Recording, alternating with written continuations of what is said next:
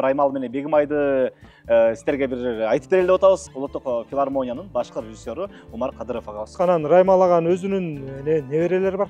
Бизде азыр эмгектенет 150 киши. 150 киши Сахнада. Бир убакта 150 киши ушул сахнада. Сахнада.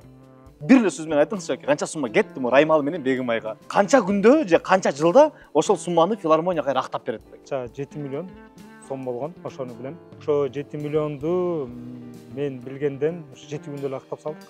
Акталдыбы азыр? 7 миллионду 7 күндө эле толду да. Биринчи күнү премьера болгондо анан баардыгы ишенди да. Башында ишенбей ар кандай сөздөр чыккан эле болду эми. Мындай жумуш жүрүп экен. Раймал менен Бегимай азыркы учурда Атабековдун баягы күндөп концерт койгондо жетпиби байке, жетерекпи? 1000 сомдон 2000 сомго чейин болсун деп билет ошондон келип чыккан да. 7-8, 9, 10 дагы 10 июньда Раймал менен Бегимайдын этно мюзиклы ошол жерде чагылдырылат.